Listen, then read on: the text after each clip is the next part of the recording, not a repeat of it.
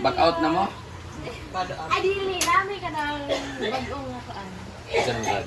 Nasa na yung bakar ka na okay. Nakaramay sa'yo ka na. Isa mo yung baton. Okay, pwede. May interview man, ano ka mag-iwan mo tulay? Ma'am, gudjot na. Sige na, so yung nagdakalan din ma'am. Sa ilang yung project sa school. Saka mo ba? Dire mo kay against the light man. Apil na siya. From USTP saan? Ay, ma'am, ganda. Amo niya ang mga advisor. Wala ko ilabot. Yes, ma'am. Ayun, ma'am. Ma'am.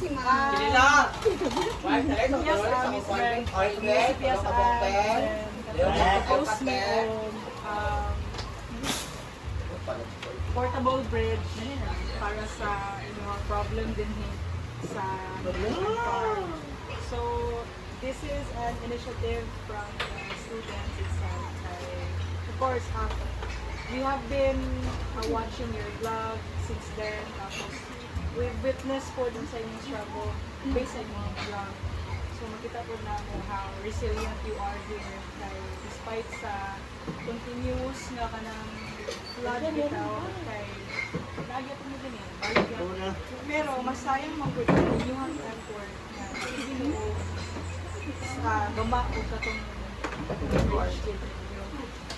so mo to siya among gi-base na problem kay sa USTP Magud na extend me o assist sa community. So, we are here, the students of USTP saan, mga IT ni sila na gusto sila na-upload sila ma-contribute significantly sa community.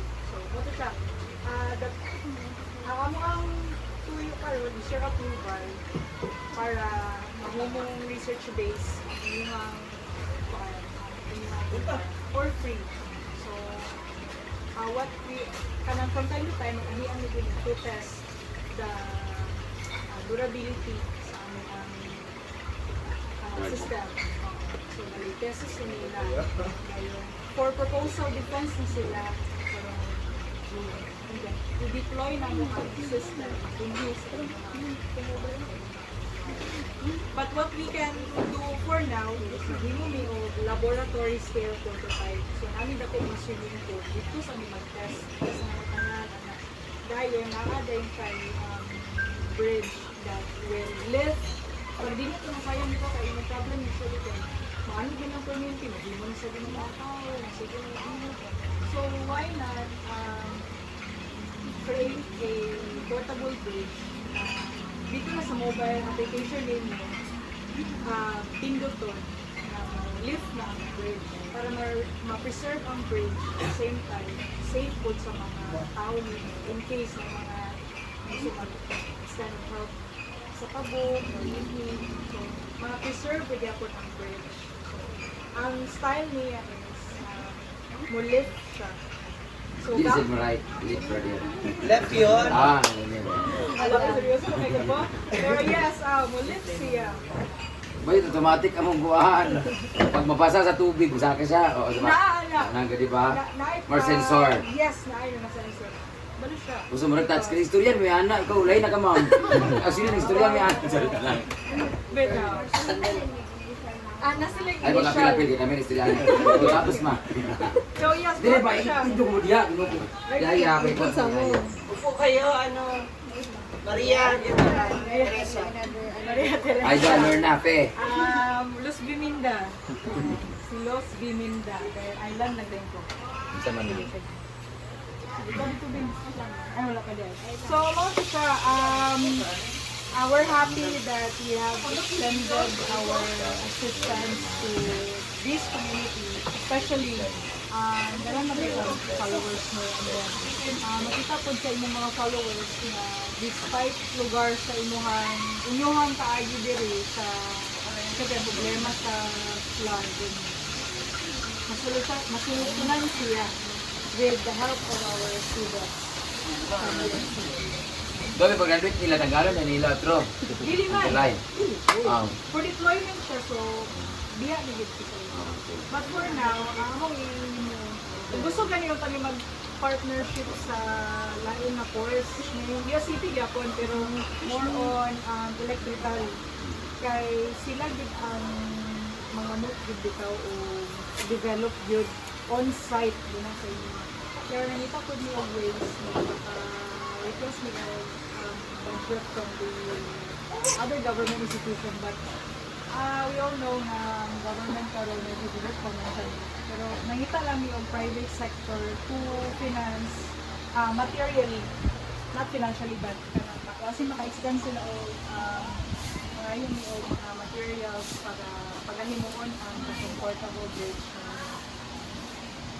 Hindi sa initial niya kuan kanang web siya pero ang ihatag na sa inyo is ang mobile app. Bali sa ako na mobile app pa din naman siya. Dani makita dani sa dashboard sa akong water level, ang flood sensor o ang status sa ilang bridge kung naka-lower ba siya up o naka-down ba siya kay makita po siya sa balik mo ang admin sinisend ang admin sa mo niya ang dashboard. Ang makita po sa user is inani inani ko di lang makita. Ang difference lang is ano siya ang different lang kay ang sa bridge which is ang authorized personnel lagi na ay access ng Tuwi kung na ako sa laing lugar unya nagbaha na dinhi ay kinata.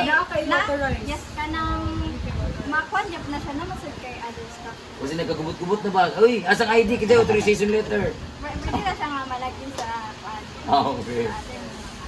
So that natin type of sensor that makita nimo since dagan ang sensor na mo deploy kay from pinaka-kan medyo pa din tayo din sa sample lang sa dagan din ang sensor na magamit.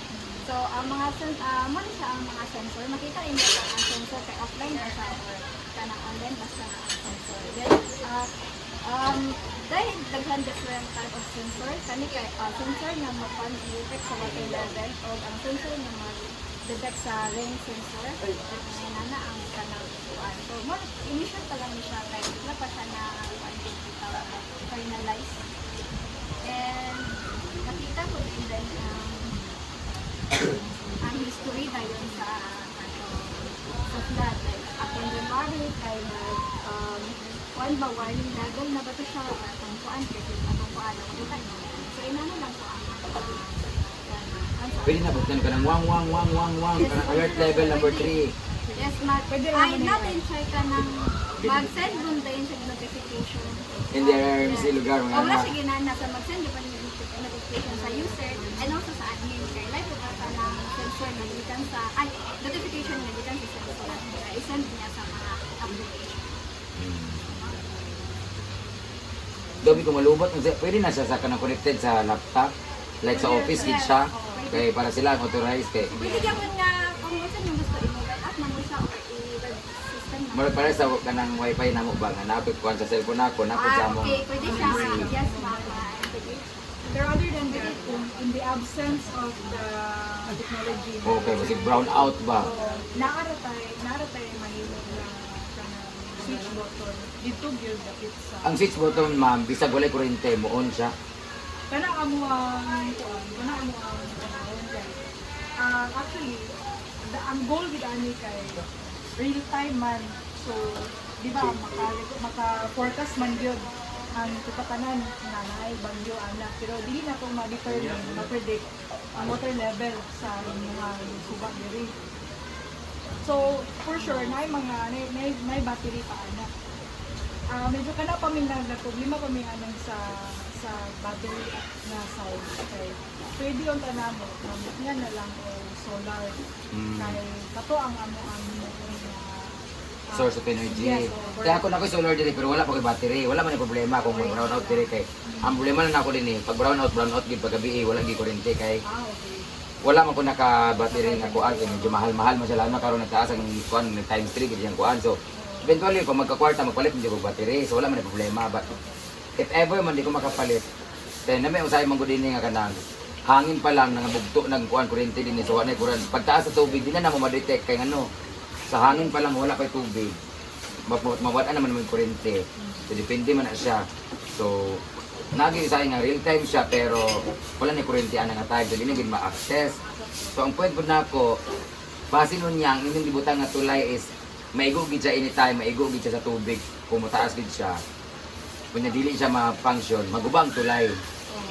Unlike sa akong gagawa buhaton kay pag maigo siya sa tubig, buhana man siya. Ibalik na lang po rin na mag-ana. So ang akong masuggest is dapat taasan na gid siya. Nabisa kung saan dito pag kabalo na magiging sa level sa mong tulay gid ni ay tubig ato napit yun. So dapat medyo above pa gid siya. Para kato inyong gibuhaton, ayaw na siya magamit kung talagang grabe na gid na kanang Worst comes pagyo, to worst, worst na din nga scenario. Kaya kung atong buhaton kung kanang maigo gid siya para matest gid siya, magpunyag in kaso di gid mo tukar na napasa dito niya may gusto tubig, maguba gid siya og mag-isod na noon og symbol kay guba naman gid siya. So, dapat mas maganda gid mo taasan na gid siya level nga. Magamit ra gid siya og kung kailangan gid ayo. Sige. Amo lang tayo consider no. Kay imo man pud nila. Then based on sa nakita ko naman sa videos mo, higher level gid tayo. Sado pa kanang above gid aning mga Bato. Actually kanang nakita nimo nga hagdan dito ma'am sa entrance. Di agad ang level sa taas taas gid siya ana. So kung nakakatungan sa tubig, nara mo na taman. Siguro kung dani mo ibutang ang kanang butong-tungan ng tulay na tao, di na siya maabot. Kani bitang host nga na pinakang lower na host. Di na kita man ng tubig mo lambar gid siya. So dapat medyo above lang ana, di na gid may problema. Unta lang dadto na taman kay kuan ta kabalo Sige sa lang, nagpa-design ko niya sa architect dito sa Oh, sa 11. Kana siya design yun na nakita siya ito, list yung amo lang yun, amo ang problema karon kay mangita mo ko private sector to supply our materials yun para makasave din sila kay noon nakasalalay po na ilang future ang thesis na ito. Pero other than that, ang impact man po na contribute nila sa community and then what satisfies po sa inyong mga staff and of course mungkin ang mga so yes. Ako makakuha ko na makaprovide pa na ever kung kinanglan mo solid concrete din nga material, pwede ko ako na ng mga simento, nga halimbawa pa kinanglan mo sa elevate, ang ilang gila nakatulong kinilang kinanglan ng mga kung sa mga oo kabalo ng gold. Naagin na siya. Pero nag-list kami anak Miss Brand sa among components kung saan ang need. Ang amo lang magkakatag lang sa ang mga private sector yun. Ako wala problema ng mga kuha material sa mga bato or mga semento, buhangin, mga material for cement or pag-elevate, wala problema. Wow. Thank you, Miss Brand. No? Pero tiga, payo lang na tapos i-spark ha. Sure. Sinabi pa dugo.